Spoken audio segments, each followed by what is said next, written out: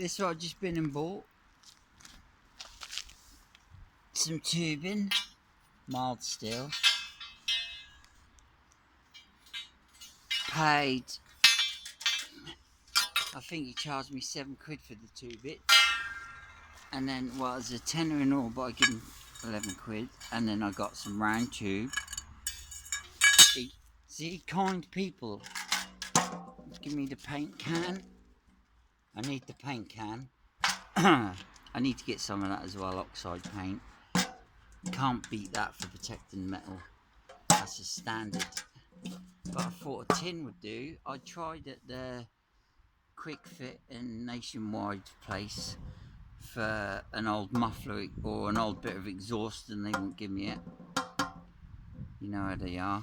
Nothing to help. And so next best thing I thought was a can, and then I got some angle and a bit of box. And a bit angle and a bit angle, a bit flat plate, a couple of bits, nice solid. This is what I used to weld, that's all I could weld, is this stuff. This is what I used to do everything with this and this. I'm not very good at thin stuff. This is alright, but I don't know how I get on with that. I've already messed the kettle up. Right, here's my bike, first time I've rid it in, since about 2018. And I'll show you what I'm going to do. Here's next. There's my welder. First time I've had it out this week since I got it. It's the first time I used it. I had to fix this. Only a bodge, but the whole bottom of the exhaust come off, so I had to bring that home off my Jenny and weld that. I bought a bottle of this. What a waste. I've done a couple of practice welds. That's it. That's all I've done with that bottle. You can see where I started off bad, look. The first time I used it. And then started getting a little bit better, I suppose. Finished. Started getting back to my welding skills. Messing about. First time I used the machine since 2007, I think, was the last time I used a welder. Here's my petrol and thing. I've also got a couple of these. This one has got to have permanent magnets. That's got to be a water wheel. I'm going to turn that into a water wheel. That's why it's got the permanent magnets. And then there's the 6-field windings. You can wind it up a couple of different ways. You can wind them depending on how much voltage or current. But usually you'll have one lot as the common and then the 3-phase. Or you can go 1 to 1, 2 to 2, 3 to 3 like that. Well, this one ends that one. So you'd go whatever. 1 to like, I don't know. I forget, one's delta, one's something else. Yeah, so that's that one. One's a triangle, one's a star, that's it, star, and one is a delta configuration. They're the two configurations. But these, no good, but I thought I'd drill a hole, put a bolt in it, and then I also done this. I bet you no one's ever done this before. I should patent it because I'm so clever. Fish tank. Look at this. Fish tank. That ain't no good with just the bottles. I tried it. I tried it with 2 litres. There's a pressure gauge. The bottles that go in. This one's I've got a magnetic ball so you can pull it in and out. And then citric. I've got a kilo of citric. A kilo of bicarb. You make 2 bottles up, one with citric, one with bicarb, one tube going in the other, so you squeeze the citric into the bicarb, and then that makes CO2, so that's how you make CO2. And then you could use the CO2, I thought, to go up my welder, to weld with CO2. That ain't as good as argon CO2, but it works. That's just not, that's a dull coating, especially like the flux cord. But you imagine you got no gas, you need to do some welding, you could make your own gas And that's what I thought was important. So I'm going to make this go into that bottle, which only done them welds and cost 20 quid. And this altogether only cost like a tenner. And there's like a lot of gas there, I think, a kilo of each. So yeah, this is what my wife bought me. Well chuffed, never had one before. Never had a auto darkening helmet, always been the manual one. And here is the Pistol Resistance.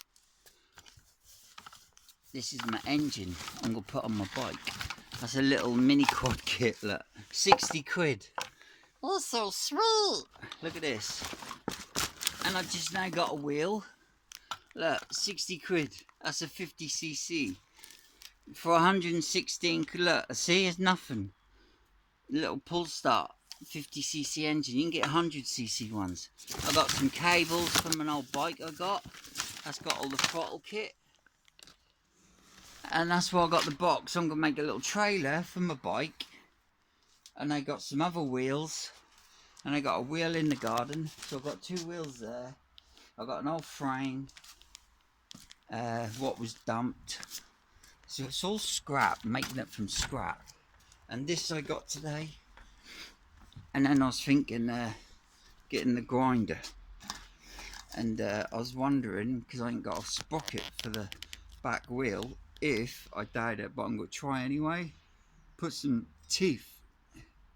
Try and mark it so the teeth go all the way around. And see if I can put teeth in it. And then this could go on the trailer or the bike.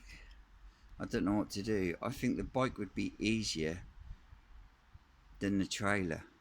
And then pull a trailer. So add this to my bike somehow. So yeah, I've got to work all that out. And that's it, I think. So it didn't come with an exhaust or back sprocket, but everything else. So I've got loads to do. I got 150 amp alternator. That's got to be a water mill, I hope. Just permission, obviously. I can't just do it. I've got 130 amp alternator.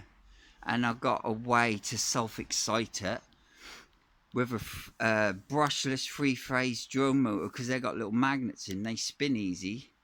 So I joined the wires and spun it with a wires join. You could feel the little load. So I'm going to put that to the alternator, because they spin as fast as what an alternator would, a drone motor. It's quite a big drone motor, about that big. So that'll create electric for a little diode. And that'll field excite depending on the speed that's going, because I got rid of all the control stuff on there, because I ain't gonna have no hall sensors. I'm having none of that. See, these are all the hall sensors, but I don't need them. I just need it as a generator. So I just want the field windings, so I can do that. And then I got some diodes. Got some good diodes already from other projects, so I'm going to do that, so that'll work straight off. And depending on how fast the drone motor spin with this, depending on gear ratio, etc., on the other one will be how much that excite the field and create a bigger magnetic field, and that only draw power when I'm spinning to generate. And then I'll have probably a couple of magnets in there, just a couple of tiny ones. I've got these tiny little ones. One that countersink and one, like, I got them, they're about this big. I got one countersink about that round as this. So I could put one of them. And I got a tiny little rectangle ones, tiny ones. And I thought just them alone, just a couple on there would be enough to excite it. I don't think you need all this, if you've got to use the brushes anyway. So that's my plan. I fixed my exhaust to go back on my fake generator, which I thought was good enough to do welding, like 6.5 kilowatt, and now I found out that's a Chinese knockoff. So yeah, and then it didn't work because this just fell off. I thought that sounded rough. Yeah, I was trying to put it back on, couldn't do it, and I thought, oh, I'll have to take it off, take it on.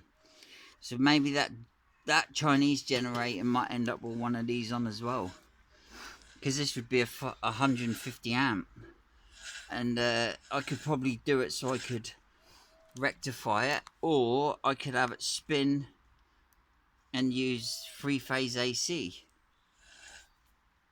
or I could use all the McGubbins in the generator what's there that control the field windings in that generator, and that'd do it all automatic.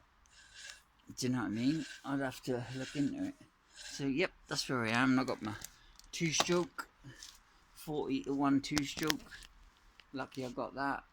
So I'm now going to try and mount a box frame, and that's going to look bad. And oh, I've got to do this chainsaw blade. I got the, see, I even bought a chainsaw sharpener, and I never had a chainsaw, and I still bought the sharpener because that's like what I do. And then when I needed a chainsaw sharpener, oh, I got one of them, and I sharpened it. Yeah, sharpened each blade. It worked really good, and then not long though, and now just burning the wood. So yeah, this is cheap, no good. So I could either sharpen it again, get some old engine oil and toughen them, maybe do that, or I'm just got to buy a blade so it lasts me, which I think is better, and keep this as a maybe later on when I got some other contraption doing wood burning and that, I could get this heated up and dip in oil or something then.